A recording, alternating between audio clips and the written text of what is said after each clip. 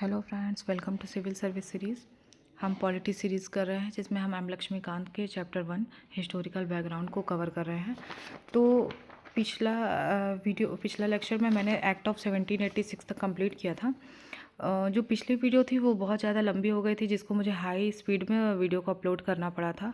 तो हो सकता है कि आपको जो पिछला लेक्चर समझने में कुछ प्रॉब्लम आए, तो आप कमेंट सेक्शन में ज़रूर बताइएगा अगर कोई प्रॉब्लम आती है। तो नेक्स्ट अब हम चार्टर एक्ट को करते हैं। तो हमारी बुक में 4 चार्टर एक्ट मेंशन है। तो अभी हम एक बार देख ले रहे हैं बुक से। तो इसमें हम चार्टर एक्ट देखते हैं तो 1793 से 1853 तक है। जो उसके बाद क्राउन रूल स्टार्ट होता है जो 1858 से 1947 तक है। ये जो चार्टर एक्ट है वो एवरी 20 ईयर्स में ग्रांट होता था। तो अगर आप देखें तो 1793 में अगर आप 20 ईयर ऐड करते हैं तो ये 1813 होता है, और फिर 1830 के बाद 20 ईयर्स ऐड करेंगे तो 1833, और 1833 के बाद 1853।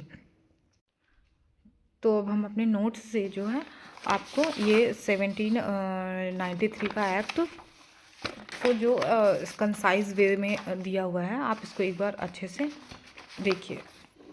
तो चार्टर एक्ट ऑफ 1793, और इस एक्ट में बेसिकली यही है कि जो ये एक्ट जो एक्ट ऑफ 1786 था, जो पिछला एक्ट जिसमें लॉर्ड कॉर्नवालिस गवर्नर जनरल बने थे, और उन्होंने अपने आपको ये पावर कहा था कि मेरे पास ये ओवर राइडिंग पावर होगी ओवर हिज काउंसिल्स। जो अपने काउंसिल्स के पास उनके पास ओवर राइडिंग पावर होगी उनके डिसीजंस को ओवर राइड करने के लिए।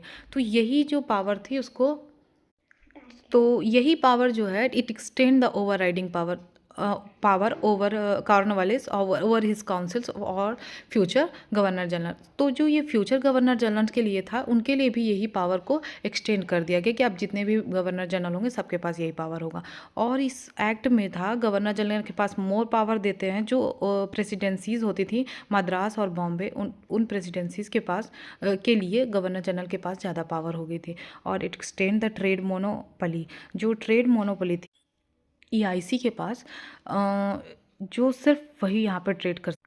फोर्थ चीज़ इस एक्ट में जो था, वो जो member of board of control थे वो इंडियन रेवेन्यू के द्वारा पेड किए जाते थे। अब इसमें यही मेंशन हो गया था कि ये जो इस मेंबर्स हैं वो इंडियन रेवेन्यू के द्वारा पेड किए जाएंगे, ना कि ब्रिटिश रेवेन्यू से। तो इस एक्ट में बस इतना ही इम्पोर्टेंट है।